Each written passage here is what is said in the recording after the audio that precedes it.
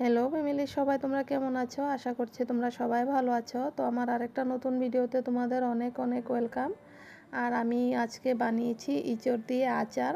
তোমরা তো সবাই ইঁচড় দিয়ে সবজি খেয়েছো, একবার ইঁচড় দিয়ে আচার বানিয়ে খেয়ে দেখো, ভীষণ টেস্ট হয়।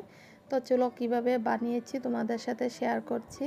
আমি প্রথমে ইঁচড়টা ভালো করে ধুয়ে পরিষ্কার করে কেটে ছোট ছোট করে কেটে আমি একটু নুন আর হলুদ দিয়ে সিদ্ধ করে নেব। আর সিদ্ধ করা হয়ে গেলে আমি ইঁচড়গুলো চালনি করে আমি রোদে শুকাতে দেব, সাথে কাঁচা লঙ্কাও দেব যাতে জল এক ফোঁটাও না থাকে। তো দেখো এখন জলগুলো শুকিয়ে গিয়েছে। আমি একটা বলে ইঁচড় আর কাঁচা লঙ্কাগুলো কেটে আমি দিয়ে দিয়েছি। এখন পরিমাণ মতো নুন দিচ্ছি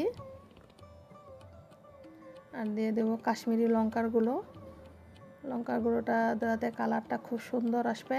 আর এই মশলাটা আমি ঘরে বানিয়েছি, যেহেতু আমি আচার বানিয়ে থাকি, এই মশলাটা সবসময় ঘরে বানিয়ে রাখি।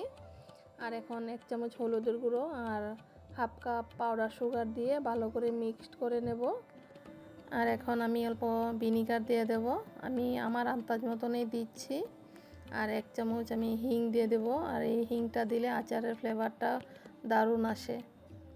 আর আমার ছেলে বাইরে থাকে, ও বলছে মা আমাকে ইঁচড় দিয়ে আচার বানিয়ে দিও, ওর ভীষণ ভালো লাগে, তাই আজই আমি বানাচ্ছি। ওগুলো আজ আমি ওকে দিয়ে দেব। আর এইদিকে দেখো আমি আম ছোট ছোট টুকরো টুকরো করে কেটে এই আচারটা দিয়ে দেব।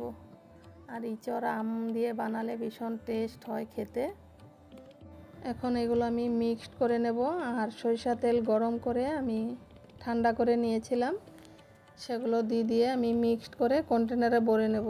আর কন্টেনারে ভরে আমি ছেলেকেও দিয়ে দেব। আর যেগুলো থাকবে আমি রোদে দিয়ে দেব 1 সপ্তাহ মতো। তাহলে এখনকার মতন আসি, সবাই ভালো থেকো, সুস্থ থেকো। দেখা হবে নতুন আরেকটা ভিডিওতে।